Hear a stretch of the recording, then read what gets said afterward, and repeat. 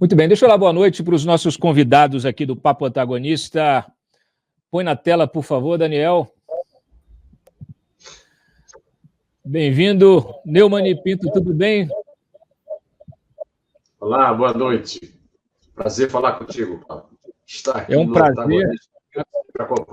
Prazer é todo meu e dos nossos espectadores aqui contar com a palavra, o conhecimento de um jornalista veterano e tão brilhante como você. Boa noite, André Marcília, nosso advogado aí, especializado em temas de liberdade, expressão e de imprensa. Boa noite, bem-vindo mais uma vez ao Papo. Boa noite, Dantas, Neumann, seu público, é sempre um prazer.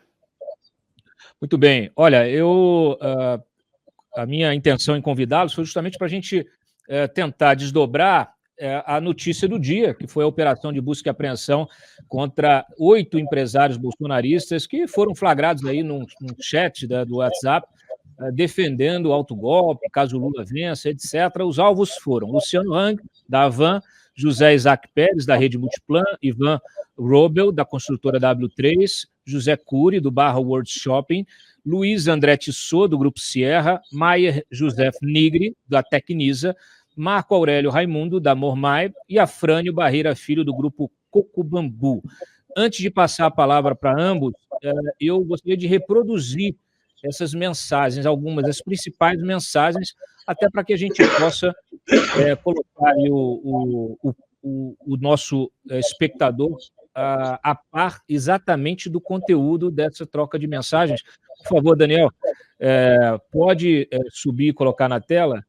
Olha só, algumas das mensagens. Então está aí o José Cury dizendo que prefere golpe do que a volta do PT 1 milhão de vezes. Né? Com certeza ninguém vai deixar de fazer negócio com o Brasil, como fazem as várias ditaduras pelo mundo. Pode ir passando, por favor. Aí o Morongo, né, que é o Marco Aurélio aqui, que tem esse apelido da Mormai, golpe por soltar o presidiário, golpe ao Supremo agir fora da Constituição, golpe à velha mídia só falar merda. Põe lá, pode passar. Pode passar. Aí o André Tissot, o golpe teria que ter acontecido nos primeiros dias do governo, de 2019 teríamos ganhado outros 10 anos. Pode passar. Ivan Robel, lá, o José Isaac, escreve, Lula só ganha se houver fraude grossa. Aí ele responde, quero ver se o TSE, tá aí STE, mas é TSE, tem coragem de fraudar as eleições após um desfile militar na Avenida Atlântica com as tropas aplaudidas pelo público. O 7 de setembro está sendo programado para unir o povo, disse aqui o Morongo, e o Exército, e ao mesmo tempo deixar claro, unir o povo e o Exército, perdão, e ao mesmo tempo deixar claro de que lado o Exército está. Estratégia top, e o palco será o Rio, a cidade ícone brasileira no exterior. Vai deixar muito claro. Tem mais alguma? Aí tudo bem. Aqui titação, um dia vai acordar do pesadelo, beleza. E aí tem ali mais algumas coisas, falando aí também... falando de conspiração envolvendo Daniela Mercury, Barroso, bom, aí a coisa se estende nessa troca de conversas, que é uma conversa de WhatsApp, é como uma conversa de bar. Então, Neumann, o que você acha? Você acha que esses empresários cometeram algum crime? Você acha que é proporcional aí a decisão do Moraes de pedir a quebra, inclusive, não é só a busca e apreensão, teve pedido de apreensão de celulares, até pedido de quebra de sigilo bancário, sigilo telefônico, etc.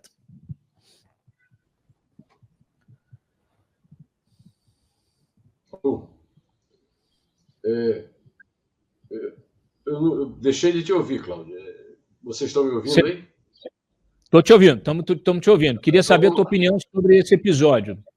Não, eu queria saber o seguinte, eu conheço razoavelmente as histórias de golpe, acabo de ler 2 volumes enormes do Scurati a respeito do autogolpe do Mussolini, que instituiu no mundo o fascismo, e o autogolpe ele precisa de um apoio político, que o Bolsonaro tem, e de um apoio militar. Aí eu começo a perguntar a você, quem daria esse golpe? A segurança das lojas Avan,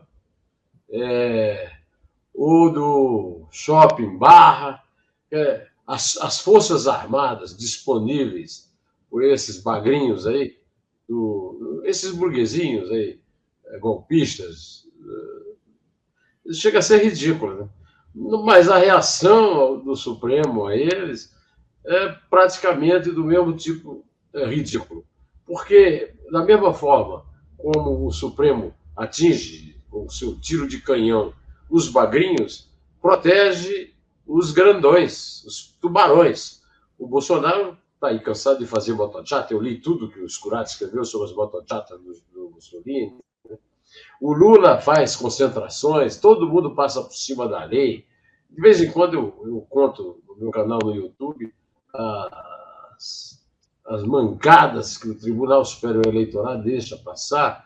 Agora, por exemplo, né, o Bolsonaro foi eleito com uma descarga de mensagens de WhatsApp denunciadas pela colega Patrícia Campos Melo da Folha.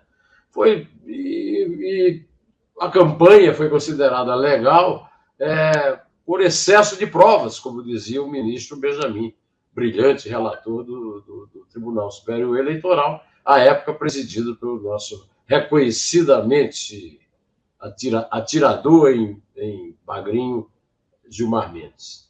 Então, a minha pergunta é, quer dizer, qual era a possibilidade de sucesso de um golpe liderado por esses burguesinhos de quinta categoria, hein?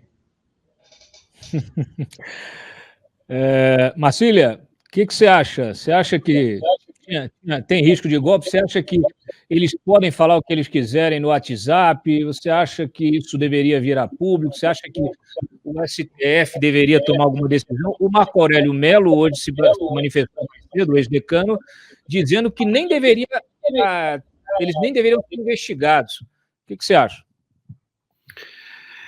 Dantas, eu vi essa fala do Marco Aurélio dizendo que eles não tinham foro privilegiado, mas o problema é que tudo isso entra naquele inquérito das fake news, onde tudo vale e todos valem. Então, isso está meio superado. Mas o ponto é que, se as medidas que o Moraes tomou foram baseadas nessas conversas de WhatsApp, não há crime algum. E a gente não pode jogar, o judiciário não pode jogar a isca para ver se tem crime. Eu vi hoje um artigo muito interessante, muito bom, um autor que admiro, que é o Hélio Schwartzman, e ele começava o artigo dizendo: as investigações dirão se o Alexandre de Moraes acertou ou não. Veja, o STF não pode jogar a isca para ver se ele acerta. É o contrário. Não é que o indício sucede a medida de força.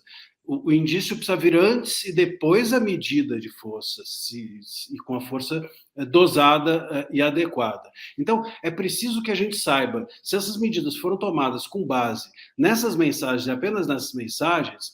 É um absurdo. E é um absurdo se forem bolsonaristas, se forem petistas, se forem quem quer que seja que fale isso. Se por acaso as mensagens fossem: olha, seria preferível um golpe, a continuidade do Bolsonaro, também não seria crime. Então a questão não é o lado, e sim o fato de que a nossa Constituição, se tudo se baseou nessa mensagem, a nossa Constituição não obriga as pessoas a apoiarem a democracia. Ela obriga a todos nós vivermos em democracia, mas as pessoas podem apoiarem e terem a sua reflexão e a sua convicção ideológica, seja ela qual for, ainda que seja uma burrice tremenda, ainda que seja uma tolice de dar inveja no maior dos tolos, não importa. Isso é um direito da pessoa. Se por acaso, por meio dessas mensagens, nós descobríssemos que há um plano para dar um golpe, ainda que um golpe fracassado ou fadado ao fracasso, ou sem adesão, se ali estivesse tramando o financiamento de um golpe, ou uma tentativa de conscientizar as pessoas a se tornarem golpistas, mas não, havia ali uma troca de opiniões, por pior que sejam, por mais antidemocráticas que sejam, mas apenas uma troca de impressões e opiniões sobre a percepção deles do que é a democracia. Repito, nós não podemos obrigar as pessoas a serem democráticas. Isso não é democrático. Vivemos numa democracia, é permitir-nos, inclusive, que as pessoas que não são democráticas ou que têm um pensamento que não ideológico, que não é democrático, convivam com nós em paz e possam também expressar a sua opinião. Muito bem. Bom, ao longo do dia nós colhemos as repercussões, as manifestações dos empresários, Neumann, e o dono do Coco Bambu e o Luciano Hang, eles reclamaram de perseguição política. Você acha que o Alexandre de Moraes ele está querendo fazer realmente o que o Bolsonaro diz, eleger o Lula, ou isso pode ter um efeito contrário e ele acabar elegendo o Bolsonaro?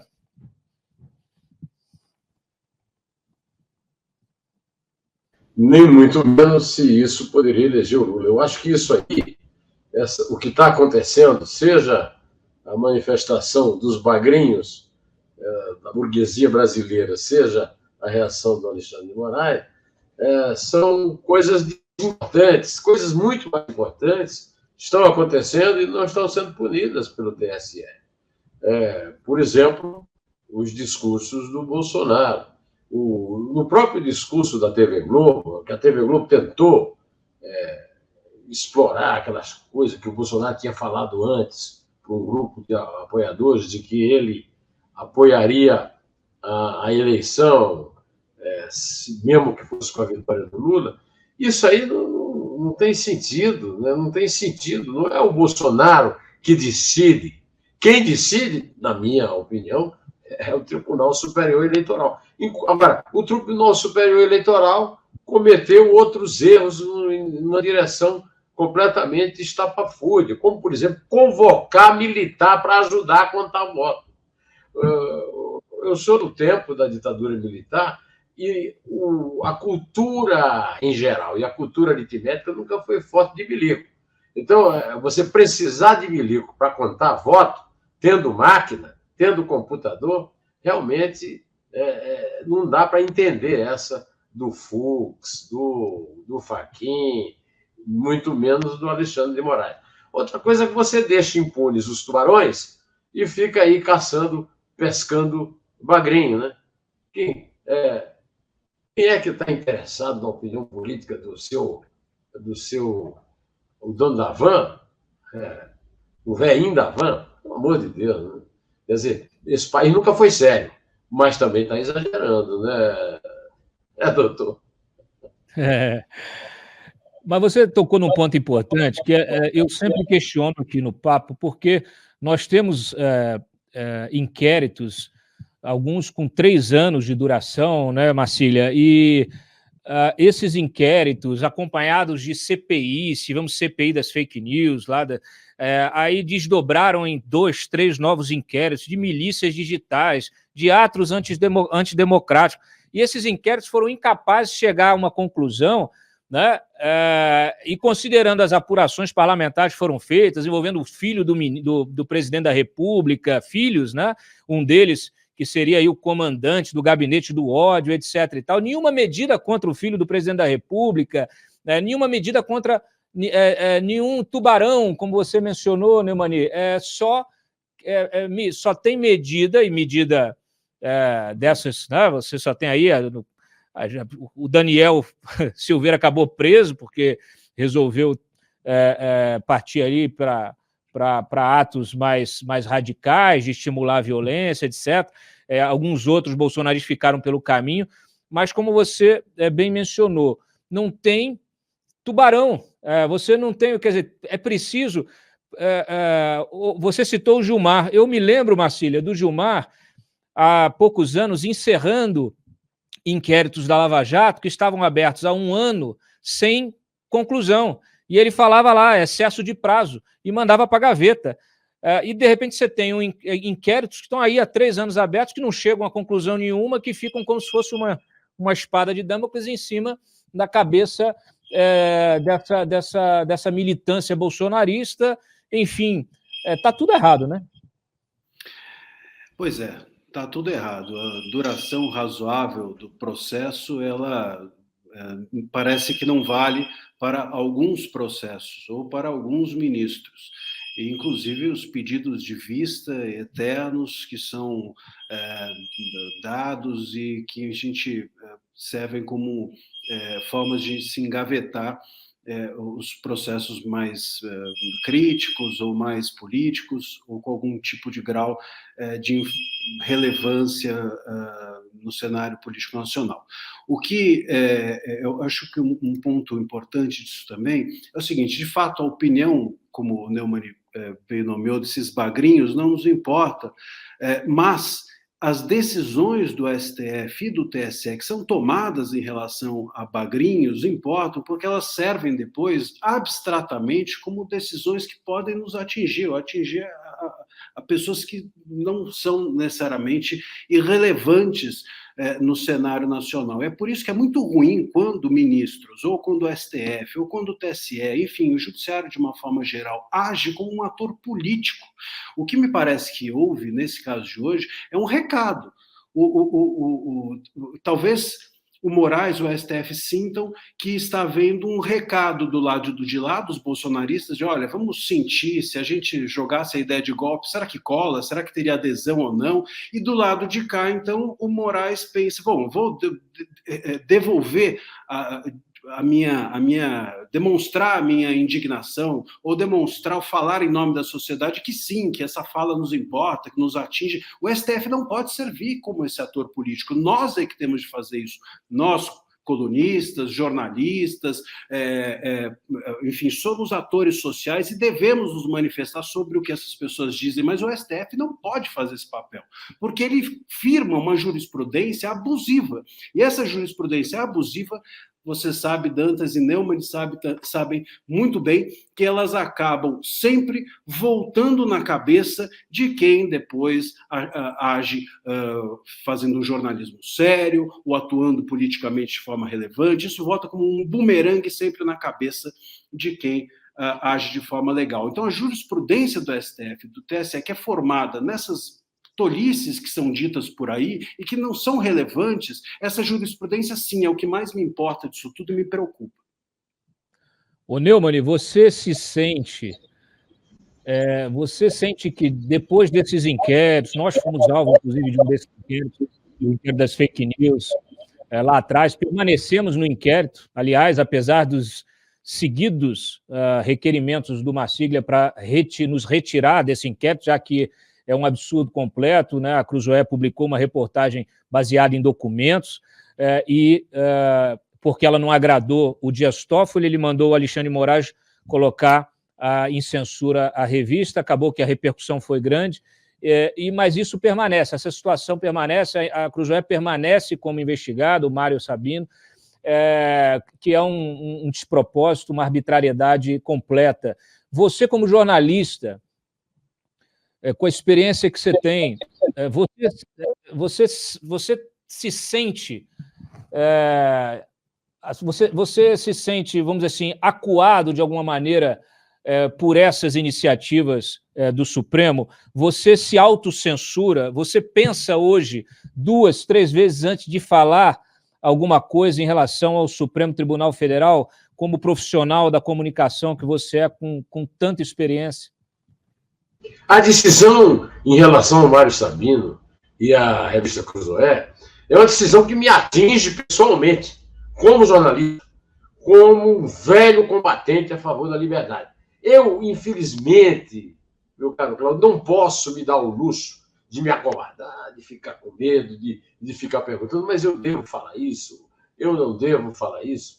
Não, quando estourou essa história aí dos bagrinhos, dos burguesinhos, eu logo lembrei o fato de que Alexandre de Moraes não foi uma pessoa escolhida da forma mais pura e ética. Não, Alexandre de Moraes era o secretário de Segurança de Geraldo Alckmin, hoje candidato a vice do Lula, e resolveu um caso de hackers que atingiu a mulher no meio do Temer,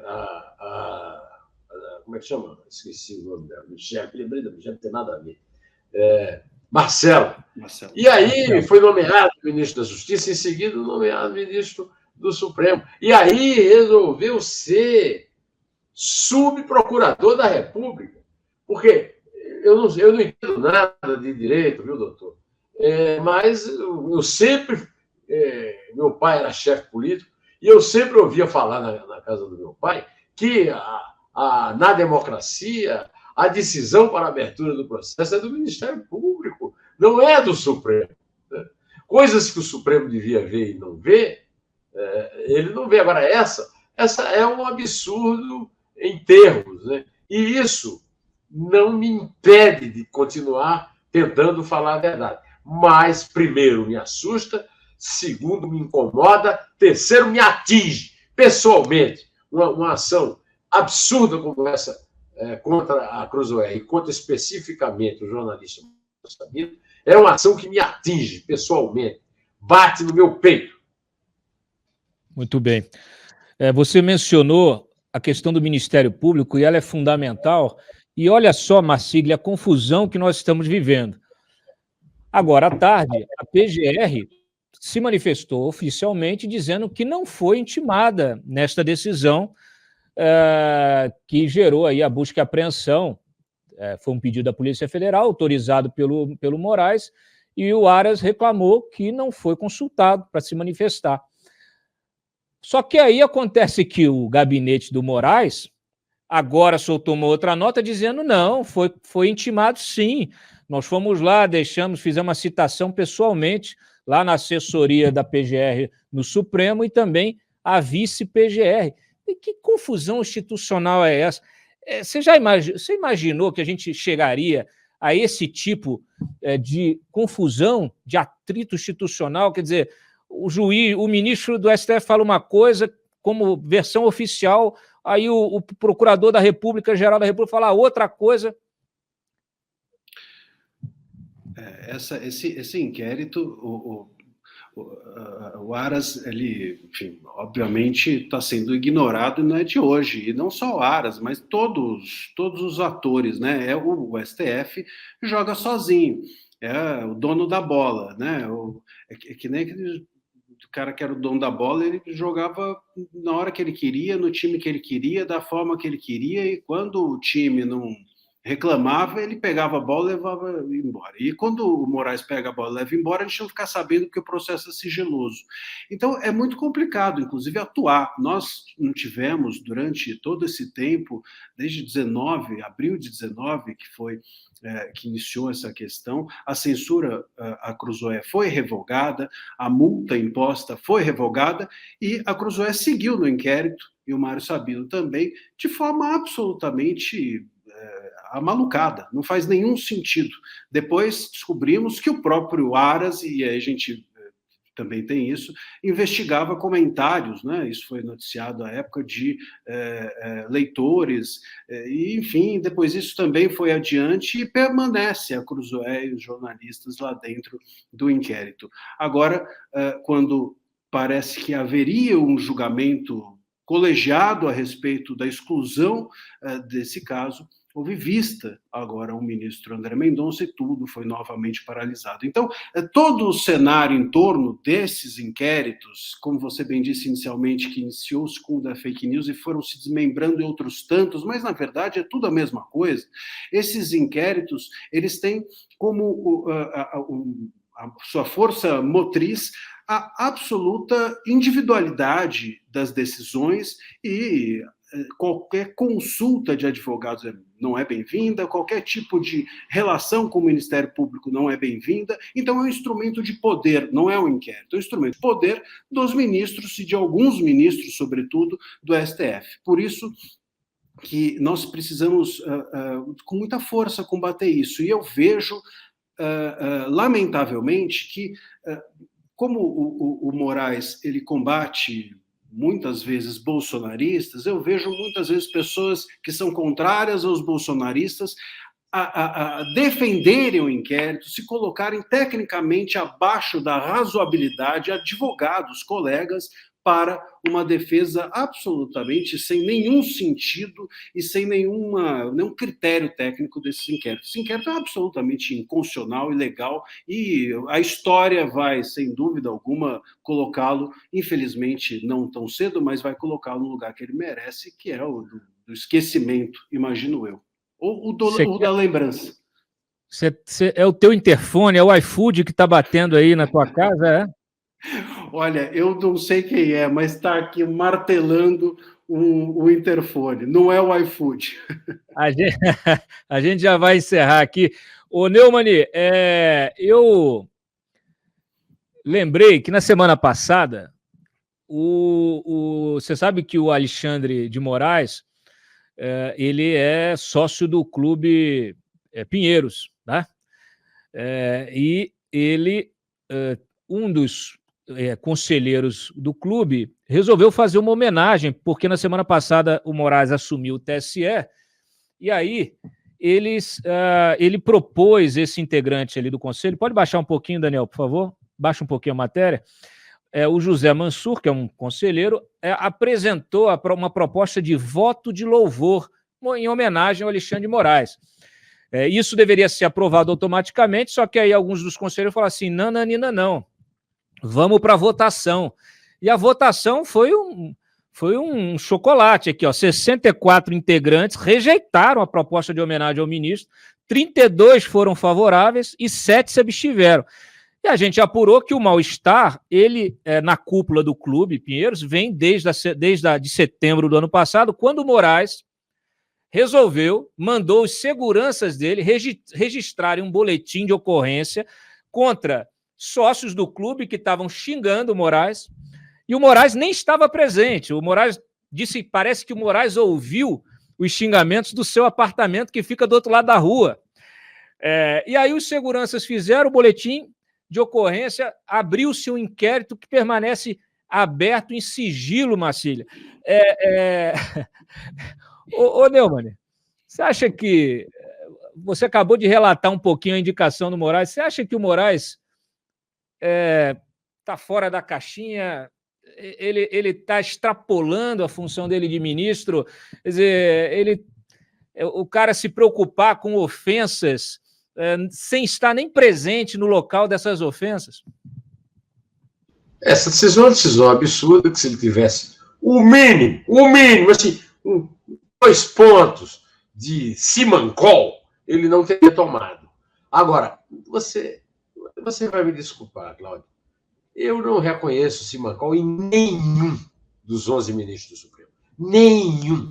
E atribuo isso à forma como eles são indicados para serem empregadinhos daqueles que destinam as togas e os colocadores de togas para lá. A decisão, essa decisão do Pinheiros é uma decisão realmente em que eu, como sertanejo, identifico um espírito de vingança bastante salutar, mas muito perigoso, porque sabe lá Deus que tipo de vingança ele, Alexandre de Moraes, não pode estar aprontando contra a diretoria desse clube, tá certo? Quer dizer, agora, a questão é a seguinte, nenhum dos 11 vale nada, nenhum dos 11 tem um mínimo senso ético, todos defendem pedidos de vista eterno. O Gilmar Mendes ficou sentado 2 anos em cima do... Todos defendem o fim, o advogado aqui poderá me socorrer, mas o fim da suspeição do juiz em relação a um caso qualquer julgado. Né? Basta ver que nesse episódio aí da Cruzoé tem um caso das mulheres do André Mendonça e do próprio Gilmar Mendes. Então, que são sócias dos ministros em seus escritórios. O Gilmar Mendes é dono de um milionário centro educacional em Brasília e Lisboa, e não se recusa a acolher pedidos de habeas corpus de pessoas que recorrem ao Supremo contra a tentativa de prendê-lo. Né?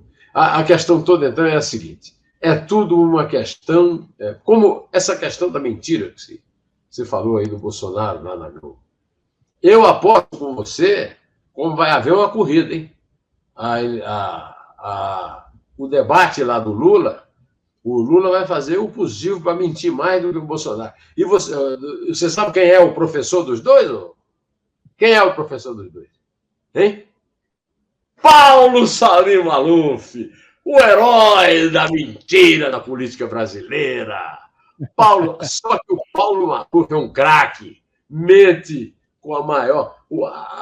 As mentiras do Bolsonaro ontem na Globo foram de um ridículo atroz, né? De um ridículo atroz. Né? Até porque, aqui para nós, hein, o pessoal ali precisava um pouquinho mais de prática de entrevista. Hein? Doutor, não vou lhe pedir sua opinião, não pode ficar sossegado. Muito bem. Aliás, essas mentiras são alvo do teu comentário hoje no teu canal. Aqui a gente ajuda também. Olha, o Neumann tem um canal, tá? O canal dele.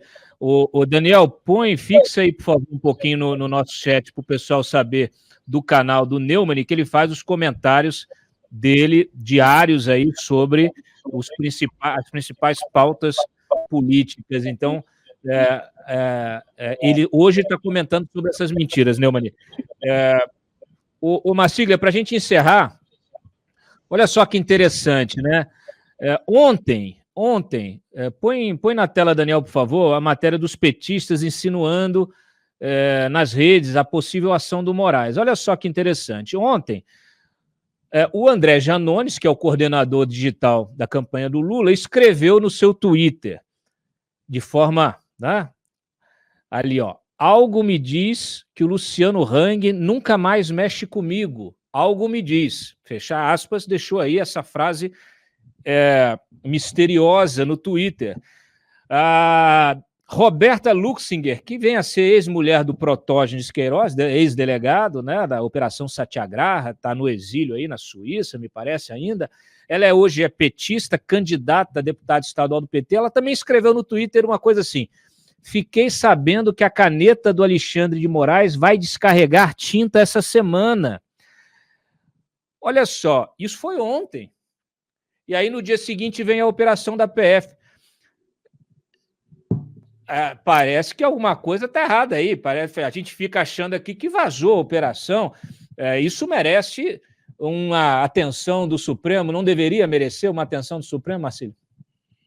Eu acho que talvez esse seja o grande fato a ser investigado, né? Porque esses inquéritos sigilosos, essas investigações sigilosas, são sempre vazadas. Uma coisa é isso servir, obviamente, para o interesse público, para jornalistas. Outra coisa é isso servir para ser utilizado como instrumento político, como no caso me parece ter sido. O que mostra que esses sigilos que são impostos a essas investigações são sigilos seletivos. A verdade é que quem interessa tem acesso, quem não interessa tem acesso, as decisões que interessam têm acesso, quem não interessa tem acesso. Então, tudo isso é muito pouco claro, é muito pouco transparente.